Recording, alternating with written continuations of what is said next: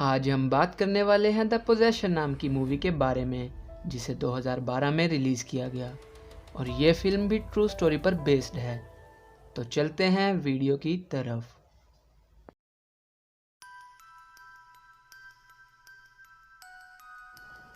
Possession एक supernatural horror film है जिसे ओली पोइडनल ने डायरेक्ट किया है। मूवी के शुरुआत में हम एक औरत को देखते हैं जो एक बॉक्स को बहुत ही ध्यान से देख रही होती है।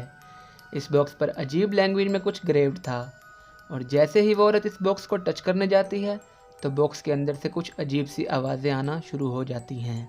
वो इस बॉक्स को इग्नोर करके अपने बाल कॉम्ब करने लग जाती है, जहाँ इसके ढेर सारे बाल टूटकर इसके हाथ में आ जाते हैं।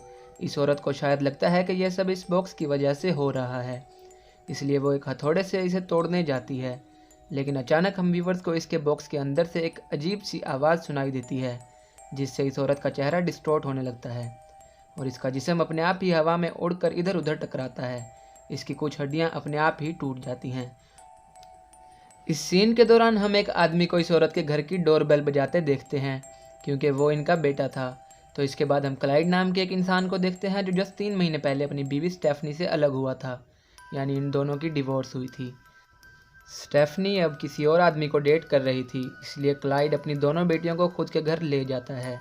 क्लाइड की बेटियों का नाम एमिली और हैना था और हम व्यूवर्स देखते हैं कि क्लाइड का घर थोड़ा शहर के बाहर था। नेक्स्ट मॉर्निंग क्लाइड, एमिली और हैना कहीं बाहर जा रहे होते हैं, तो वो लोग एक टूटे हुए घर के पास से बचा हुआ पुराना सामान खरीदते हैं। इन सामानों को वही इंसान बेच रहा होता है जो पहले सीन वाली औरत का बेटा था और उसी वक्त एमिली की नज़र उस बॉक्स पर पड़ती है जिसे हमने पहले सीन में देखा था। क्लाइड एमिली के लिए वो बॉक्स खरीद लेता है एंड दैट मोमेंट हम सामने वाली खिड़की में शायद उसी बूढ़ी औरत को पट्टियों में लिपटा देखते हैं इस पर मूवी के पहले सीन में हमला हुआ था। वो औरत देखती है कि वो डिमोनिक बॉक्स एमिली के हाथ में है, तो वो बहुत ही ज़ोर से नो चिल्लाती है, जिससे एमिली काफ़ी डर जाती है। एनीवेज नेक्स्ट डे हम एमिली और इसके वालिद क्लाइड को वो बॉक्स खोलने की कोशिश करते हुए देखते हैं, लेकिन वो बॉक्स खुल ही नहीं रहा था, क्योंकि इस बॉक्स को खोलने के लिए कोई क्लिप या बटन था ही नहीं। हालांकि जब क्लाइड बॉक्स को हिलाता है तो इसके अंदर से कोई सामान होने की आवाज़ ज़रूर आती है। इस सीन के दौरान हम देखते हैं कि क्लाइड को अपने जॉब में शायद प्रमोशन मिलने वाली थी और वो स्कूल के एथलीट कोच थे। इस रात जब एमिली सो रही होती है तो अचानक इसकी आँख खुलती है, क्योंकि बॉक्स के अंदर से कुछ आवाज़ें आ रही होती हैं। वो उठकर डायरेक्टली इस बॉक्स को लेती है और पता नहीं कैसे वो इस बॉक्स को खोल लेती है। बॉक्स के अंदर था एक दांत, एक इंसेक्ट, एक छोटा सा वुडन एनिमल और एक अंगूठी। एमिली इस अंगूठी को पहन लेती है और वो इस बॉक्स को पकड़ कर ही सो जाती है। नेक्स्ट डे हम देखते हैं कि एमिली कुछ अजीब बिहेव कर रही थी, जैसे अकेले अकेले रहना, और इसे थोड़ा अजीब सा महसूस हो रहा था। तो अगली रात एमिली को वापस इस बॉक्स से कुछ आवाज़ें सुनाई देती हैं और हम देख पाते हैं कि वो बॉक्स अपने आप ही खुल रहा होता है। अगले दिन हम एमिली को इस बॉक्स की तरफ अनयूजुअली अट्रैक्टेड देखते हैं और हम देख पाते हैं कि इसकी आंख पूरी तरह से वाइट थी। एमिली के वालिद क्लाइड इसे बुलाने ऊपर आते हैं। उस वक्त शी वॉज लुकिंग नॉर्मल। तो ब्रेकफास्ट टेबल पर एमिली अपना खाना अजीब तरह से खा रही थी और जैसे ही क्लाइड इसे समझाने की कोशिश करते हैं तो वो क्लाइड के हाथ पर चम्मच गाड़ देती है। ऐसा करते ही वह फ़ौरन अपने बाप को सॉरी बोलने लगती है और क्लाइड एमिली को अपने कमरे में जाने के लिए बोलता है। उस रात वो बॉक्स फिर से अपने आप ही खुलता है और इसके अंदर से बहुत सारे इंसेक्ट्स निकल रहे होते हैं। हैना अपने दांत साफ कर रही होती है जब उसे बहुत सारे इंसेक्ट्स दिखते हैं और जब वो क्लाइड को बुलाती है तो क्लाइड पाते हैं कि सारे इंसेक्ट एमिली के कमरे से आ रहे हैं। कमरा खुलने पर क्लाइड देखते हैं कि एमिली के हाथ में वो बॉक्स थी और हज़ारों इंसेक्ट्स इस कमरे में उड़ रहे थे। क्लाइड फ़ौरन एमिली को इस कमरे से बाहर निकालते हैं और नेक्स्ट सीन में हम देखते हैं कि क्लाइड अपने घर में पेस्ट कंट्रोल वाले को बुलाते हैं। क्लाइड को शक होने लग गया था कि एमिली के साथ कुछ तो गड़बड़ ज़रूर है, लेकिन स्टेफनी ऐसा मान रही थी चूँकि वो दोनों हाल ही में अलग हुए हैं, तो एमिली पर इसका बुरा असर पड़ा है। नेक्स्ट डे क्लाइड ने अपनी बेटी हैना का एक शो अटेंड करना होता है, लेकिन वो प्लेयर्स को ट्रेन करते हुए शो के बारे में भूल जाते हैं। वो हैना को कॉल करता है जो कि बहुत ही गुस्से में थी और इसलिए वो फ़ोन एमिली के हाथ में दे देती है, लेकिन सरप्राइजिंगली एमिली को बस अपने बॉक्स का पड़ा था और वो बार बार अपने बाप को बॉक्स को ठीक तरह से रखने या फिर ना छूने की सलाह दे रही थी। इस रात क्लाइड बॉक्स को चेक करता है और इसे भी वो अजीब सी चीज़ें बॉक्स में मिलती हैं। That's looking like black magic stuff. दूसरी तरफ हम एमिली को देखते हैं जिसे अपने मुंह के अंदर कुछ फील होता है और जब वो चेक करती है तो उसे अपने मुंह के अंदर किसी की उंगलियां दिखती हैं।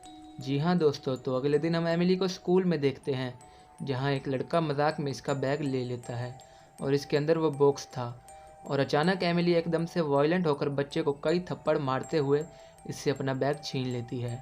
टीचर एमिली को रोकती है और फ़ौरन एमिली के माँ बाप को बुलाती है। टीचर्स बताते हैं कि एमिली कुछ दिनों से अकेली रहती है और वो काफ़ी वायलेंट भी हो गई है। इतना ही नहीं, वो अपने दोस्तों से भी दूर दूर रहती है और इसने अपना स्कूल का काम करना तक बंद कर दिया है। इस सीन के दौरान हम देखते हैं कि स्कूल टीचर ने इस बॉक्स को ले लिया था जो अब उनके चैम्बर में पड़ा था। तो उस रात हमें वापस स्कूल देखने को मिलता है जहां वो टीचर अपने चैम्बर में कुछ काम कर रही होती है। अचानक वहां हवा चलने लगती है और टीचर की आंखों से खून निकलने लगता है।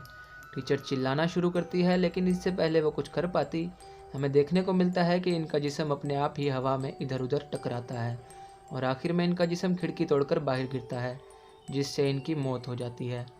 ये सब इस बॉक्स की वजह से ही हो रहा था जो इस टीचर के चैम्बर में पड़ा था। तो अगले दिन टीचर की मौत की वजह से स्कूल बंद था और हम क्लाइड को एमिली के साथ देखते हैं।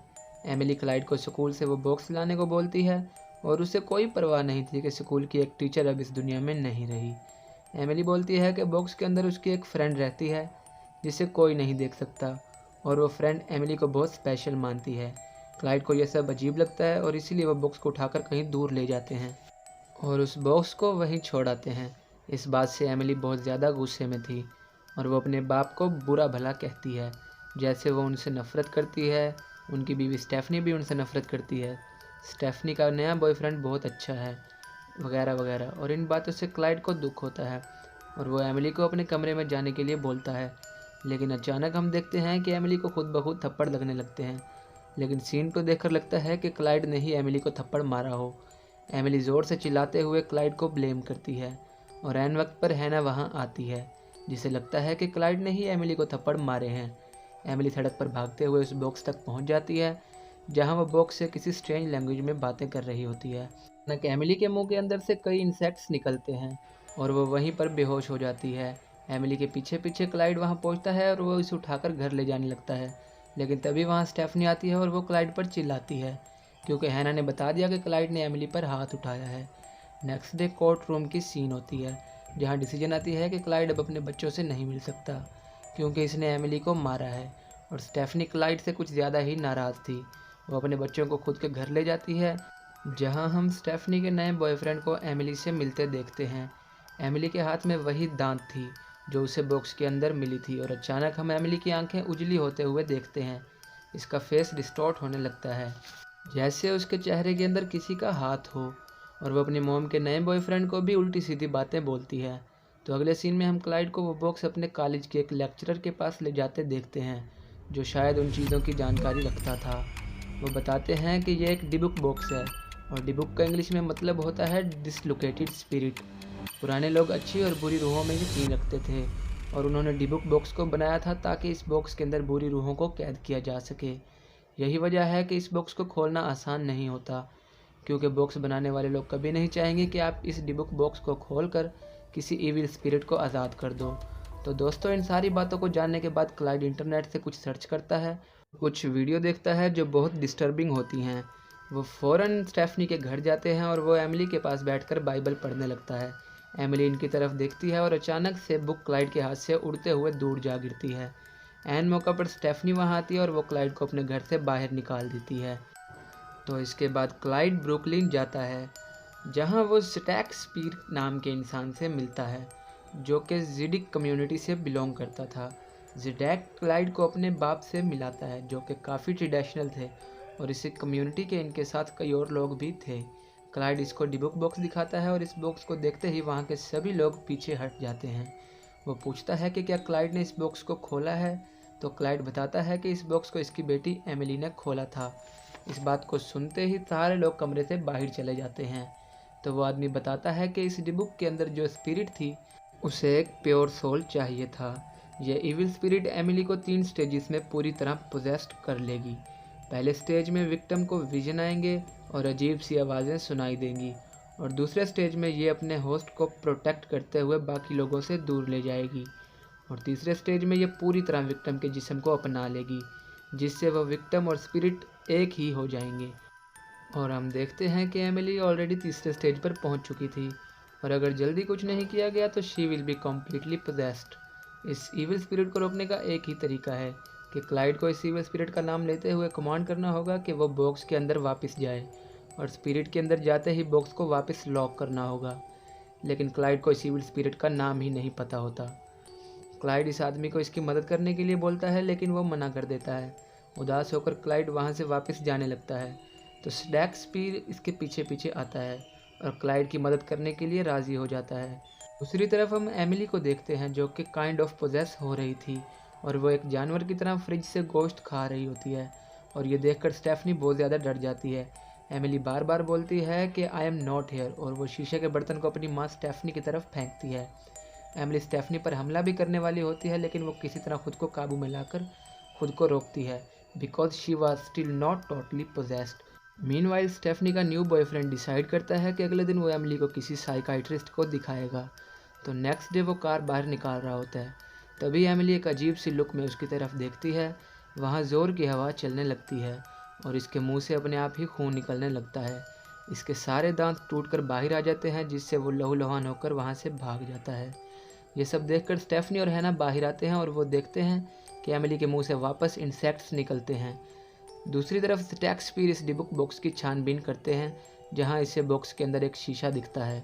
शीशे को तोड़ते ही पीछे इस ईवल का नाम लिखा था, और इस स्पिरिट का नाम था एबिजू। जब स्टेफनी एमिली की MRI स्कैन एक हॉस्पिटल में कराती है, तो स्कैन के दौरान इसके जिस्म के अंदर एक अजीब सी शैतानी शक्ल दिखती है।